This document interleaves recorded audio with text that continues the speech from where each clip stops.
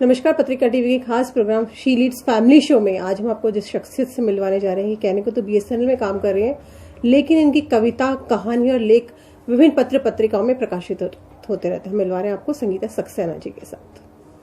Ma'am, बहुत बहुत स्वागत है आपका शी लीड्स फैमिली शो में। मैम, आप लिखती है, बीएसएनएल में आप काम कर रहे हैं, लेखन का आपको शौक है, तो मैं लेखन के बारे में ही थोड़ा जानना चाहूंगी। आपकी शुरुआत जो हुई थी वो कब हुई, कितना समय हो गया आपको लेखन करते हुए? सर, लिखती तो मैं बचपन से ही थी, और कुछ दिन पहले जब पापा की अभी देहांत हुआ, उससे पहले उन्होंने मुझे एक मैगजीन दी। जब मुझे पता पड़ा कि मैं 84 से लिख रही थी, तो उसमें जो कॉलेज की मैगजीन थी, उसमें शब्द नाम था उसका, और उसमें मेरी पहली कविता शब्द छपी। तो फिर डायरी वगैरह में बहुत सारा लिखा हुआ मिला, पापा ने दी थी। तो 84 से मेरा लेखन चालू। 84 से आप लेखन करें। काफी आपकी पुस्तकें भी यहाँ पर देख रही हुई रखी हुई है, प्रकाशित हो चुकी है। तो जो शुरुआत हुई थी, आपकी पहली पुस्तक कौन सी थी, उसके बारे में थोड़ा सा आप बताएं मुझे। पहली पुस्तक की शुरुआत बहुत अनूठे तरीके से हुई थी। मैं प्रमोशन होके ग्रुप बी ऑफिसर बन के यहाँ आई। जब बीएसएनएल में पहले ट्रांसलेटर थी, फिर group B officer, Hindi officer ji. तब हमारे यहाँ हमारे जो इमीडिएट बॉस थे डॉक्टर राधेश्याम भारती, तो उनकी एक किताब प्रकाशित होने जा रही थी। उनके बहुत सारे लेख थे मोटिवेटिंग। फिर जब वो छपने लगे तो उसमें बहुत सारे लेख कम पढ़ने लगे क्योंकि किताब के साइज नहीं बन रहा था। फिर उन्होंने कहा, आप भी तो लिखते हो, तो एक मिलके लिखते हैं। तो पहली किताब जो आई वो संकलित रूप से आई दोनों जी। तो बिखरे पारस्कर यहाँ पर है। उसमें किस तरह की, क्या था उसके अंदर? कहानी है, कविता लिखनी? नहीं, उसमें मोटिवेटिंग लेख है जी, प्रेरणास्पद लेख है। और वो किताब बहुत सफल हुई, मुझे ऐसा लगा, क्योंकि एक अनजान आदमी ऑफिस में आया कभी, तो वो हम उसको जानते नहीं थे जी। उसने बोला, आपकी वजह से किसी की जान बच गई। तो मैंने कहा, ऐसे कैसे बच गई? तो बोले, आपकी जो किताब थी, वो एक लड़की ने आत्महत्या करने की कोशिश करी, तो मैंने उसको वो किताब दी। थोड़े दिन बाद जब वो डिप्रेशन से निकल आई उस किताब को पढ़ के, तो अब वो बिट्स प्लानिंग में इंजीनियरिंग कर रही है। ईश्वर की दया से अब वो अच्छा जॉब भी कर रही है। ये तो बहुत अच्छी बात है कि आपकी किताब को, आपके लेखन को पढ़ के कोई अगर जी, तो बहुत अच्छा लगा कि एक जन सामान्य तक किताब पहुंची, वो किसी के माध्यम से जी। और फिर हमें उससे मोटिवेशन मिला लिखने के लिए जी। तो डिपार्टमेंट की तरफ से कुछ किस तरह का सहयोग मिलता है, क्योंकि आप लिखती भी है और आपको ऑफिस का काम भी है? डिपार्टमेंट की तरफ से कोई सहयोग नहीं मिलता, बस ये है कि अपना सुबह का समय निकाल के मैं लिखती हूँ जी जी। पहली पुस्तक आपकी ये प्रकाशित कब हुई थी, कितना समय हो गया इसे? तकरीबन 2009 में। उसके बाद से फिर आपका प्रकाशन, अभी तक कितनी पुस्तकें आपकी प्रकाशित हो चुकी है? मेरी 6 पुस्तकें पूरी 6 हो चुकी। उनके बारे में थोड़ा बताइए एक बार विस्तार से कि कौन कौन सी पुस्तकें हैं, किस तरह की? जी, है अपनी कत्ल कच्ची कोपलों का जी। ये प्रोजेक्ट वर्क था साहित्यागार का। उन्होंने कहा कि इसको आप लोग लिखिए। जब पहले की पुस्तक वहां से प्रकाशित थी तो उन्होंने ये काम हमको दिया जी। फिर इस पर बहुत रिसर्च वर्क किया, सारा डाटा वगैरह निकाला, और फिर इसको साहित्यिक ढंग से लिखा। फिर इसकी बहुत मांग हुई, और ये केंद्रीय सचिवालय परिषद है, वहां से खरीदी भी गई इसकी काफी 75 प्रतियां साहित्य सारी लाइब्रेरीज के लिए खरीदी गई है। और इस पे एक बड़ा पुरस्कार मिला मानव अधिकार आयोग की तरफ से, महात्मा गांधी पुरस्कार जी जी।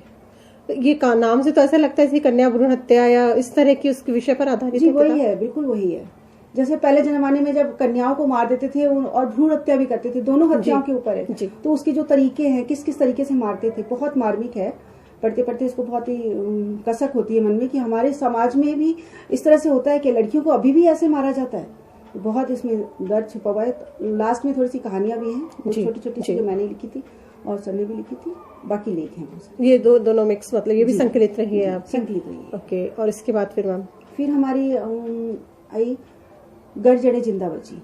ये अपनी साहित्य अकादमी जो राजस्थान की है, उसकी तरफ से सहायता मिली थी इस पर, और फिर हमने इसको प्रकाशित किया था। क्योंकि कविताएं मेरे पास बहुत सारी इकट्ठी थी, फिर हिम्मत आ गई कि हाँ भाई, मैं भी लिख सकती हूँ, थोड़ा सा प्रकाशित हो सकते हैं। तो फिर जब साहित्य अकादमी की तरफ से ऐसा हो गया, तब बहुत अच्छा लगा कि हाँ भाई, हमारी एक रिकॉग्निशन बनी, एक पहचान बनी। उसके बाद से फिर आप तीनों तरह का लेखन करती है। आप लेख भी लिखती हैं, कविता भी लिखती है, कहानियां भी आप लिखते हैं। सबसे पसंदीदा जो विधा है वो कौन सी है आपकी? कविता में कविता मेरी प्रिय कविता सुनाती हूँ इस संकलन में से, जो गढ़जड़े जिंदा बची। जानते हो मैं अपने बच्चे को चंदा मामा, तारों, नक्षत्रों, पहाड़ों की लोरियां नहीं सुनाऊंगी। उसे बताऊंगी चांद का मुंह टेढ़ा ही नहीं, विभत्स भी है। उसे बताऊंगी चांद का मुंह टेढ़ा ही नहीं, विभत्स भी है। तारे और नक्षत्रों का सौंदर्य बैसाखियों का मोहताज है। तारे और नक्षत्रों का सौंदर्य बैसाखियों का मुमताज है। नदियों का जल दूषित ही नहीं, मानव रक्त से गंधाता भी है। नदियों का जल दूषित ही नहीं, मानव रक्त से गंधाता भी है। पहाड़ बौने हो गए हैं। उसके हाथ में काट के चटुए की जगह हथौड़ा थमाऊंगी। उसके हाथ में काट के चटुए की जगह हथौड़ा थमाऊंगी, ताकि वह जान ले हथौड़े का पिछला इतिहास और सौगंध ले वह सब करने की जो बुद्धिजीवी होने के नाते मैं मात्र करती रही या करने का ढोंग करती रही। हाँ मैम, लेकिन आपका लेखन आपको नहीं लगता गंभीर प्रकृति का लेखन आप ज्यादा करते हैं? जी बिल्कुल। कविताएं जो आपकी है बहुत गंभीर है। जी गंभीर है काफी। मैं अभी इतने सालों बाद इसको देख रही थी, जो ये पहली पत्रिका आई थी जिसमें पहली छपी है, तो मुझे लगी ना ये मैंने लिखा है। शब्द के ऊपर इतनी अच्छी, इसमें शब्द से तो मैगजीन थी और शब्द से ही उस समय मैंने इस पे लिखा। जी जी जी, तो उसके बारे में बताइए दर्शकों को। आप जैसा बता रही है कि पहली मैगजीन आपकी आई थी। जी हाँ, काफी पुराना है ये पब्लिकेशन। ये शब्द का है, शब्द मैगजीन है और 84-85 की है जी। ये मेरे नाम से छपी थी, 11th में पढ़ती थी जब। 11th क्लास में आपकी पहली कविता थी। तो मैं चाहूंगी हमारे दर्शकों को एक ये कविता आप सुनाइए, उसके बाद अपन एक ब्रेक लेंगे जी। फिर ब्रेक के बाद आपसे फिर बात करेंगे, लेकिन उससे पहले आपकी कविता पहली कविता मेरी जी जी जी बिल्कुल बिल्कुल बिल्कुल इसको मुझे पढ़ना। माँ निषाद कुछ शब्द ही तो थे जो आदि कवि को प्रेरणा दे गए और वाल्मीकि रामायण रच गए। शब्द मात्र प्रेरणा नहीं, शब्द शांति है। भक्त के शब्द भगवान को बुला लेते हैं धरा पर। भक्त के शब्द भगवान को बुला लेते हैं धरा पर। शब्द सच्ची भक्ति है। सूर तुलसी का काव्य शब्द की अनुपम अभिव्यक्ति है। शब्द रचना है, शब्द रचना है। मनुज के शब्द में विनम्रता हो, कोमलता हो, तो मनुज प्रभु की श्रेष्ठतम रचना है। शब्द सरस हो, भावुक हो, तो काव्य बनता है। शब्द स्वर है, शब्द छंद है, शब्द लय है, शब्द मन की अनुभूति है, शब्द कविता है। शब्द रचता है समाज का प्रतिबिंब, शब्द दर्पण है। शब्द मात्र प्रेम का एक शब्द, देश हित बलिदान की प्रेरणा है। शब्द समर्पण है। बड़े बड़े सम्राटों को शब्द ने बनाया है। बड़े बड़े सम्राटों को शब्द ने मिटाया है। शब्द इतिहास है। शब्द हास परिहास है। धरा के नाद से गगन डोलता है। गगन के नाद से धरा कांपती है। जलधि के नाद से समस्त भूमंडल डोलता है। शब्द क्या नहीं करता, शब्द क्या नहीं करता। शब्द की असीम क्षमता है। शब्द में माँ का वात्सल्य है। शब्द ममता है। शब्द पूजा है। शब्द पूज्य है। शब्द प्रेरणा, शब्द देवता है। शब्द को स्वर छंद लय सब समर्पित है। शब्द को मेरा प्रत्येक शब्द अर्पित है, समर्पित है। तो शब्दों की व्याख्या कर दी आपने कविता के अंदर। मैम एक ब्रेक लेते हैं, ब्रेक के बाद आपसे फिर बातचीत का सिलसिला हम जारी रखेंगे। तो शी लीड्स फैमिली शो में समय एक छोटे से ब्रेक का है। ब्रेक के बाद भी संगीता जी से बातचीत का सिलसिला जारी रहेगा। बने रहे पत्रिका टीवी के साथ। ब्रेक के बाद आपका स्वागत है। आप देख रहे हैं शी लीड्स फैमिली शो और हम बात कर रहे हैं संगीता जी के साथ। मैम ब्रेक से पहले आप बता रही थी कविता का लेखन का आपको शौक है, आपकी बुक्स के बारे में आपने बताया। यहाँ मैं एक देख रही हूँ बुक रखी हुई, बिखरे पारस कण जी। इस बुक के बारे में मुझे थोड़ा सा बताइए। ये बुक आपकी कब प्रकाशित हुई थी और क्या एक कविता की है, कविता है इसमें या कहानी लेखन किया है आपने?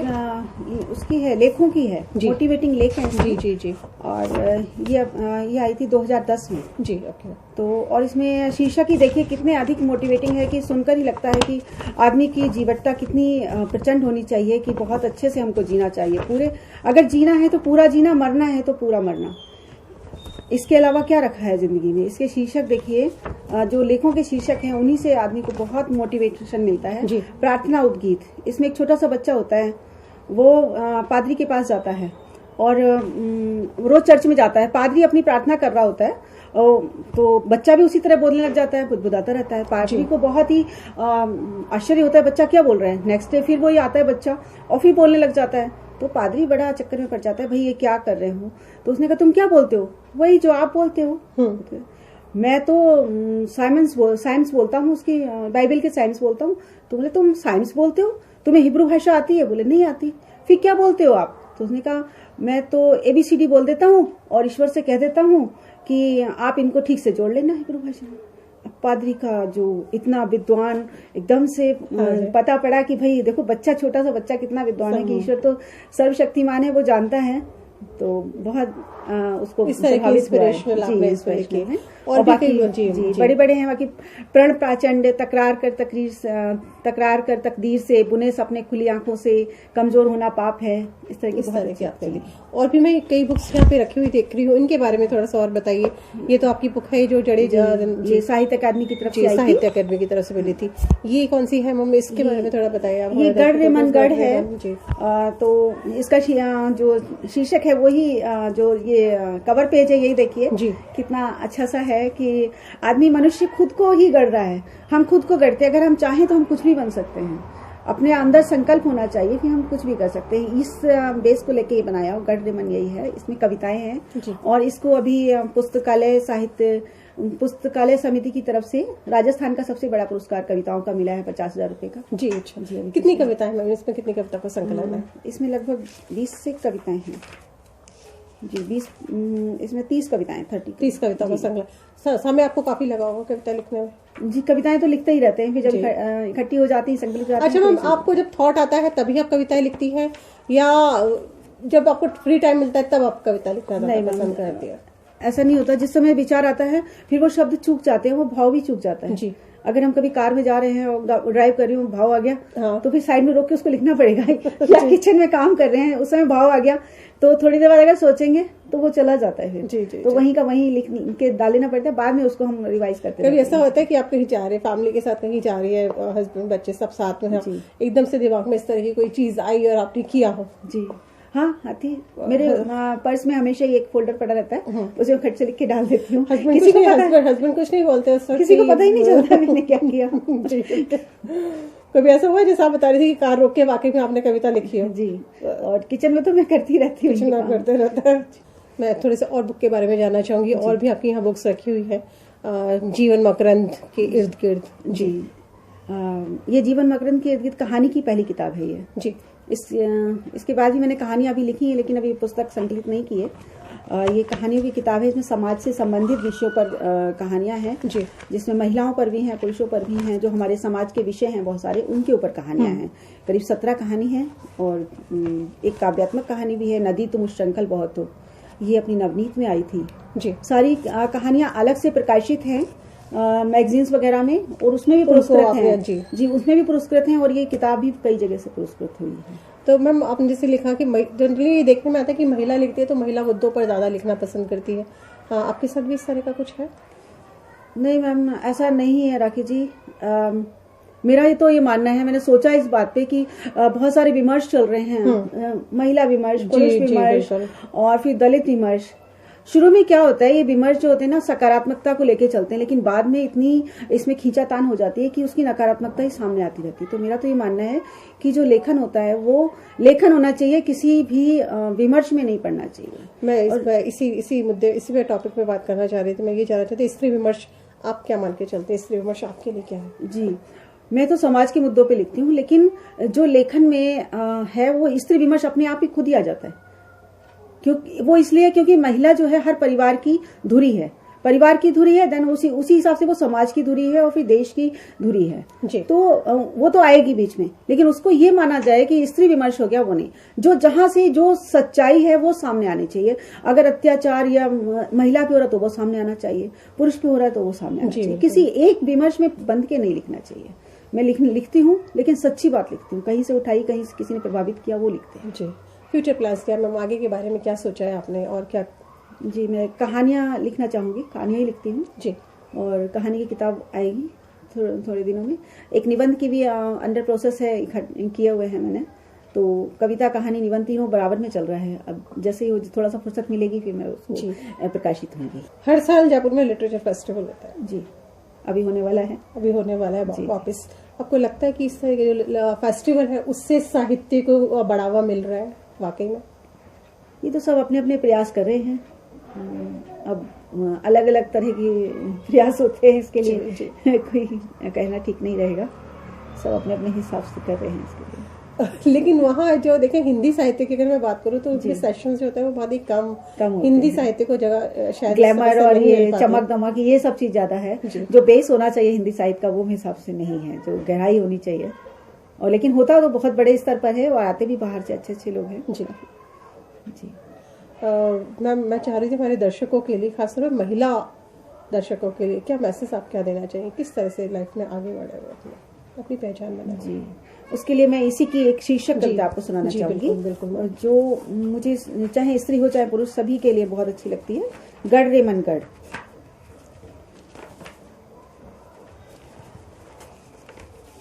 गढ़ रे मन गढ़, गढ़ रे मन गढ़, तू गढ़ेगा तो बनेगा छोटा सा कुंभ, तू गढ़ेगा तो बनेगा सुंदर सा कुंभ, बनेगा कुंभ तो होगा जल शीतल, शीतल जल पीकर हम सब होंगे तृप्त, शीतल जल पीकर हम सब होंगे तृप्त, तू गढ़ इसलिए कि ना रहे कोई अतृप्त, गढ़ रे मन गढ़। हमें खुद को भी गढ़ना है और समाज को भी गढ़ना है। इसी माध्यम से हम सभी चीजों को एक पॉजिटिव दे पाएंगे, सकारात्मकता दे पाएंगे, क्योंकि हम मानते हैं कि सर्वे भवन्तु सुखिनः सर्वे सन्तु निरामया। तो हमारा लेखन भी उसी साइड जाना चाहिए कि सभी लोग सुखी हों, सभी लोग निर्भय हों, तभी ऐसे समाज का निर्माण हो पाएगा। क्योंकि जो आजकल जितनी दुर्घटनाएं, क्या बोलना चाहिए, शब्द ही नहीं मिलते, इतनी हो चुकी दुर्दमनीय चीजें हो चुकी हैं लड़कियों के साथ, बालिकाओं के साथ, कि वो दहला देती हैं अपने को अंदर तक। अब तो ऐसा लगता है कि शब्द भी फीके पड़ गए उन चीजों को वर्णन करने में। कैसे हो सकता है? वो हमारी सोच नहीं थी, ये सब पता नहीं कहाँ से चला आ रहा है समाज में। हमारा तो यही था कि भाई वसुधैव कुटुंबकम और सर्वे भवन्तु सुखिनः, सब सुखी हों। ये रोकना होगा इसको। ये पाश्चात्य संस्कृति का आक्रमण सा लगता है कि जो ये मोबाइल नेटवर्क ये सब खुला है, उससे ये चीजें खुल गई हैं जी, और ज्यादा निकल के बाहर आ रही हैं, क्योंकि पहले इतनी ज्यादा घटनाएं ये नहीं हुआ करती थी इस तरह। मैं एक ब्रेक लेते हैं, ब्रेक के बाद मैं आपके बच्चों से और आपके हस्बैंड से भी बात करूंगी और कोशिश करेंगे उनसे आपके कुछ सीक्रेट्स हम निकलवा पाए। एक ब्रेक ले लेते हैं जी। तो शी लीड्स फैमिली शो में फिलहाल वक्त एक छोटे से ब्रेक का। ब्रेक के बाद भी संगीता जी और उनकी फैमिली से हम बातचीत करेंगे। बने रहिए पत्रिका टीवी के साथ। ब्रेक के बाद आपका स्वागत है। आप देख रहे हैं शी लीड्स फैमिली शो और हम हैं संगीता जी के साथ। अभी हमारे साथ संगीता जी की पूरी फैमिली बैठी हुई है। तो सबसे पहले हम उनकी डॉटर, उनका सन हमारे पास है, उन दोनों से बात करते हैं उनकी मम्मी के बारे में। बेटा अपना नाम बताइए सबसे पहले, अपना नाम क्या है? गुड इवनिंग, मेरा नाम इष्टा सक्सेना है। क्या कर रहे हैं अभी आप? मैं एडवोकेट हूँ, अभी साथ में जुडिशियल सर्विसेज की तैयारी कर रही हूँ अभी। ओके। अब मैं थोड़ा सा आपसे आपकी मम्मी के बारे में जानकारी चाहूंगी, उनके बारे में बताइए। जैसे मम्मी लिखती है, आपको भी है मम्मी की तरह कुछ लिखने का शौक रहा है कभी? हाँ, कभी कभी जैसे हमारे कॉम्पिटिशन्स वगैरह होते हैं ऐसे राइटिंग के, तो ऑनलाइन उनके कंटेस्ट आते रहते हैं, तो उसमें जैसे अप्लाई करते हैं। और अभी कुछ टाइम पहले भी मेरे 1-2 आर्टिकल्स पब्लिश हुए थे मुंबई में, तो अच्छा लगता है कभी कभी लिखना। अच्छा, जैसे मम्मी जॉब करती है, मम्मी बीएसएनएल में काम कर रही है, पूरा दिन उनका ऑफिस में निकलता है, उसके बाद वो लेखन भी कर रही है और आए दिन कोई ना कोई प्रोग्राम होता रहता है, वहां भी मम्मी को जाना है अपना लेखन के चक्कर में। तो घर को मम्मी और आप लोगों को किस तरह से टाइम दे पाती है? वो सब हम लोग मिलके आपस में कोऑर्डिनेट कर लेते हैं कि अभी ये काम है तो तुम इसकी जगह ये कर लो, आज बाई नहीं आई तो हम सब मिलके काम कर लिए बैठ के, वो सब हो जाता है। मतलब अंडरस्टैंडिंग होनी चाहिए बस, तो उससे काम चल जाता है। तो अगर मैं 1 वर्ड में पूछूं, आप अपनी मम्मी को किस तरह से डिस्क्राइब करेंगे? इंस्पिरेशन है मेरे लिए। इंस्पिरेशन है आपकी। यहाँ पर हमारे साथ इनके संगीता जी के सन भी बैठे हैं, उनसे भी हम थोड़ा सा जानते हैं। आपका नाम बताइए। मेरा नाम शाश्वत सक्सेना है। शाश्वत, आप क्या कर रहे हैं? 9th स्टैंडर्ड में हूँ। 9th स्टैंडर्ड में। आप काफी छोटे हैं अभी। हाँ। स्कूल का जो होमवर्क होता है आपका, हाँ, वो आपको कौन करवाता है? मम्मी। मम्मी करवा लेती है? मम्मी सच बताना बेटा, झूठ बिल्कुल नहीं बोल रहे हैं। सच में। मम्मी के पास इतना टाइम मिल जाता है कि मम्मी होमवर्क करवा पाए? वो ऑफिस से आके फिर होमवर्क करवाने बैठ जाती है मेरे साथ ही। ओके। और आपको शौक है मम्मी की तरह लिखने का? नहीं, बिल्कुल नहीं है। मम्मी की कहानी या कविता तुम पढ़ते हो खुद? मम्मी सुनाती हैं रात को सोते वक्त, तो वो सब कुछ अच्छा लगता है। अब हमारे साथ यहाँ संगीता जी के हस्बैंड भी बैठे हैं, उनसे हम जानते हैं कि एक्चुअली उन दोनों की जो बॉन्डिंग है वो किस तरह की है, वो अभी पता चल जाएगा सब कुछ। सर प्लीज आपका परिचय दीजिए। सर, मेरा नाम शैलेंद्र सक्सेना है जी। मैं डाक विभाग में पीए हूँ जी। और संगीता जी से मेरा बहुत कोऑर्डिनेशन है। सर, शादी को कितना साल हो गए आपके? शादी को 28 साल हो चुके हैं हमारे। जी 28 साल। सर एनिवर्सरी बताइए, एनिवर्सरी कब आती है? 12 दिसंबर को आती है। क्या बात है। मैम का बर्थडे कब आता है? 23 मार्च को 23 मार्च को इनका बर्थडे आता है। जी। बर्थडे के मामले में ऐसा है कि मुझे एनसाइक्लोपीडिया कहते हैं ऑफिस में। अच्छा। जितने भी लोग हैं हमारे ऑफिस के स्टाफ के या जितने हमारे रिलेशन में, सबका बर्थडे मुझे याद है। सबका याद है? सारे रिलेशन में, सारे फ्रेंड्स, सारे ऑफिस के स्टाफ का मुझे याद रहता है। तो सर अब इसी बात पे बताइए कि मैम का जो है फेवरेट कलर कौन सा है? मैम का फेवरेट कलर ब्लू है। और इनके पास ब्लू कलर की सबसे ज्यादा साड़ियाँ भी सबसे हैं। ज्यादा साड़ियाँ हैं। इनकी जो शॉपिंग होती है वो ये खुद करती है या आपके साथ जाके आपकी पसंद से लेना पसंद करती है? शॉपिंग करना मुझे पसंद नहीं है ज्यादा। अच्छा। शॉपिंग ये खुद करती ये है। खुद ही करती है। सर, मैम का फेवरेट फूड क्या है? खाने में सबसे ज्यादा क्या पसंद है? अंगूर। Okay okay okay. और मैम सर का फेवरेट क्या है? मिठाई में जो भी इनको पसंद आता है, जो फेवरेट क्या चीज है खाने के अंदर? इनको तो चिकन ज्यादा अच्छा लगता है जो मुझे बिल्कुल नहीं अच्छा लगता अच्छा, है, मतलब मैं खाती नहीं। फिर चिकन घर में बनता है या नहीं बनता है सर? पहले नहीं बनता था, लेकिन जब से हमारे बेटे ने खाना शुरू किया है, एक फंक्शन में गए थे हम लोग, वहाँ इसने धोखे से खा लिया था। अच्छा। तो जब से इसकी आदत पड़ गई है, वो हर हफ्ते ये जिद करता है। तो अब तो फिर आज मम्मी भी को इसने बनाना जिद पड़ता करी है, मम्मी को बनाना पड़ता है। नहीं, मैं बनाता हूँ। अच्छा, आप बनाते हैं। मतलब सर को कुकिंग का शौक है? नहीं, बस वही बनाते क्योंकि मैं ये बनाती नहीं हूँ, खाती भी नहीं हूँ, जी कुछ जी जी जी। अच्छा नहीं लगता। और सर इनकी हॉबीज वगैरह के बारे में बताइए, और क्या क्या शौक है इनको लेखन के अलावा? लेखन के अलावा इनको छोटे मोटे गाने भी गा लेती हैं ये, और गार्डनिंग का तो बहुत अच्छा शौक है इनको। ऊपर हमारे बहुत सारे पेड़ पौधे लगे हुए हैं, फ्रूट्स भी लग रहे हैं, और काफी शौक है इनके, और टाइम निकाल लेती हैं ये काफी अच्छा। सर, एक सवाल मैं पूछने वाली हूँ, उसका बिल्कुल सही और ईमानदारी से जवाब दीजिएगा। जब झगड़ा होता है तो झगड़े की शुरुआत कौन करता है और मनाता कौन है? शुरुआत तो मैं ही करता हूँ और मनाता नहीं हूँ, लेकिन मैं जब शांत हो जाते हैं, कुछ समय शांति के बाद सब कुछ भूल जाते हैं कि किस बात पर झगड़ा हुआ था। मतलब ये तो हम मान रहे हैं कि झगड़े की शुरुआत आप ही करते हैं? हाँ बिल्कुल, मैं करता हूँ, लेकिन बहुत कम होता है ऐसा।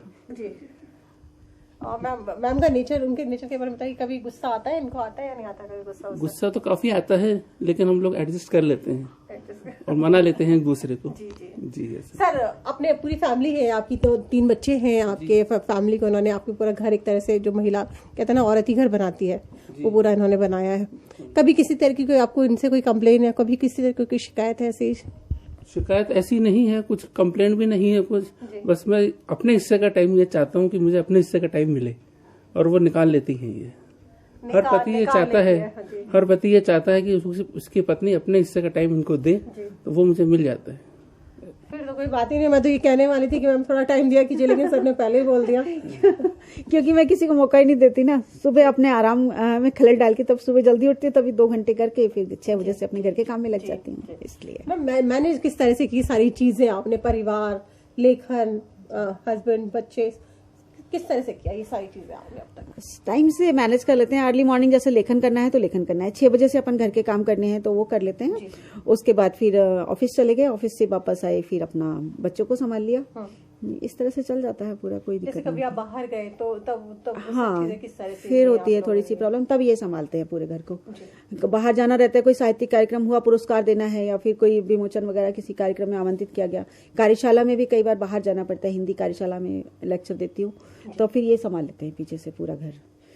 और सुबह एक अच्छी बात यह, सुबह उठ के चाय यही बनाते हैं हमारे यहाँ की। हाँ, सुबह की चाय हमको यही बनाते हैं। मैं पढ़ रही होती हूँ यहाँ पे, फिर ये 5 बजे उठेंगे, फिर सबसे पहले चाय बनाएंगे। और वो बता रहे कि शाम की भी बनाते हैं वो? शाम की कभी कभी बना लेते हैं, शाम की कोई कॉमन होती है, कभी ये बना लेगी, कभी मैं, ऐसा कुछ नहीं है। लेकिन सुबह की तो पर्टिकुलर यही बनाते हैं। ये एक चीज देखने में आती है कि हर जगह अभी भी खाली, हालांकि काफी डेवलपमेंट हुआ है, लोगों की मानसिकता में भी चेंज हुआ है, लेकिन फिर भी कई जगह, कई घरों में ऐसा है कि हस्बैंड जो है वाइफ को उस तरह से घर के कामों में सपोर्ट नहीं करते। लेकिन आपके हस्बैंड उस हिसाब से मुझे लगता है कि काफी सर, क्या कहना चाहेंगे ऐसे लोगों को आप जो नहीं करता है सपोर्ट? ऐसे लोगों से तो मैं ऑफिस में भी कह ही देता हूँ कि आप लोग ऐसे कैसे लोग हो। दोनों जब नौकरी करते हैं पति पत्नी, तो उनको सहयोग करना चाहिए। जब दोनों के सहयोग से घर चलता है तभी सफल रहता है। जी बिल्कुल बिल्कुल बिल्कुल। छोटे मोटे मतभेद हर घर में होते हैं, सभी होते हैं, वो कोई दिक्कत नहीं होती है। उनको भूल जाते हैं, बहुत जल्दी भूल जाते हैं। अभी कोई मतभेद हुआ, थोड़े समय बाद उसको भूल जाएंगे, फिर सब कुछ नॉर्मल हो जाता है। और ये हर घर में होता है, और होना भी ऐसे ही चाहिए। हमारा परिवार तभी संगठित रह सकता है जब हम छोटी छोटी बातों को इग्नोर करना, और नोकझोंक में ही मजा आता है। जब तक छेड़छाड़ नहीं होगी तो मजा भी नहीं आएगा। सर, इनके लिए इनका फ्यूचर जो है वो आप क्या देखते हैं? एज ए राइटर किस तरह का देखते हैं? इनका फ्यूचर क्या है? फ्यूचर तो बहुत ब्राइट है इनका, और इनके सपने भी बहुत ऊंचे हैं। अच्छा सर, जब आप लोगों की शादी हुई थी, शादी फिक्स हुई थी, तब आपको पता था कि आपकी जो वाइफ है वो राइटर होंगी, उनको लिखने का शौक है, इस तरह का कुछ आइडिया था आपको? इतना नहीं सोचा था कि जितना आज ये सफल हो गई हैं, इतना मैंने कभी नहीं सोचा था। काफी आगे चली गई हैं ये, और बहुत आगे जाएंगी अभी, जहाँ मेरा लग रहा है। जिस तरह से ये तरक्की कर रही हैं। नहीं मैम, वो ये है कि कर्मण्येवाधिकारस्ते मा फलेषु कदाचन, अपना कोशिश कर देना चाहिए और फिर ईश्वर की इच्छा है क्या होगा। ये सब बड़ों का, बुजुर्गों का आशीर्वाद है। आज भी मुझे अपने पापा की बहुत याद आ रही है कि जब से पता पड़ा आप आओगे, क्योंकि पापा अगर ये सुनते कि ऐसा होने वाला है तो वो बहुत खुश होते। और जैसे ही मुझे कोई पुरस्कार की घोषणा आती थी, कुछ भी आता था, तुरंत पापा को फोन करते, पापा ऐसे हो गया, पापा ऐसा हो गया, तो बड़े खुश होते थे कि हाँ मेरी बेटी आगे से आगे कुछ ना कुछ कर रही है। तो ये बड़ों का आशीर्वाद है, शायद कहीं ऊपर बैठे हो मुझे आशीर्वाद दे रहे हैं। आप बहुत इमोशनल हो गए मैम। जी, पापा की हर चीज में याद आ जाती है, मतलब उनको छोड़ नहीं पाते हम कहीं पर। जी जी जी बिल्कुल। और पेरेंट्स से तो बच्चों को बढ़ावा मिलता है, सपोर्ट उनका मिलता है, तो आगे बढ़ते ही बढ़ते हैं। मैम अभी थोड़ी देर पहले सर बता रहे थे, जैसे बात चल रही थी सर से, कि आपको गाने का भी बहुत ज्यादा शौक रहा है, हॉबी है आपकी गाना। तो मैं चाहूंगी इससे पहले कि हम अपना प्रोग्राम समाप्त करें, चलते चलते आपकी आवाज में कोई गाना या कविता जो भी आप चाहें वो हमारे दर्शकों के लिए हो जाए। जी, मैं एक गीत सुना देती हूँ अपना ही लिखा हुआ। बिल्कुल बिल्कुल मैम। मैं धड़कन धड़कन गीत लिखूं, तुम सांस सांसे उनको गाना। मैं धड़कन धड़कन गीत लिखूं, तुम सांस सांसे उनको गाना। जब मन में मिलन की हुक उठे, जब मन में मिलन की हुक उठे, और मिल कर मिलना हो न सके, पलकों को मूंद लिया करना, पलकों को मूंद लिया करना। अपने भीतर मुझको जीना, अपने भीतर मुझको जीना।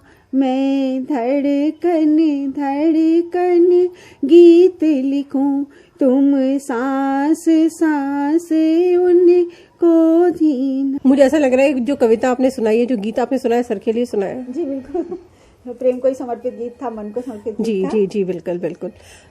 तो मैम हमारी पत्रिका टीवी के दर्शकों की तरफ, हम सभी की तरफ से आपको शुभकामनाएं, आपके पूरे परिवार को सभी को शुभकामनाएं बहुत बहुत। और हम चाहेंगे इसी तरह से आप लिखती रहे और आप आगे बढ़ते रहे। बहुत बहुत शुक्रिया आपका। शुक्रिया आपने मैम, मुझे ये मौका दिया। शुक्रिया बच्चों। तो शी लीड्स फैमिली शो में ये थी हमारे साथ संगीता जी और उनका परिवार। फिलहाल के लिए इतना ही, फिर मिलेंगे इसी नए मेहमान के साथ, तब तक ले दीजिए इजाजत। नमस्कार।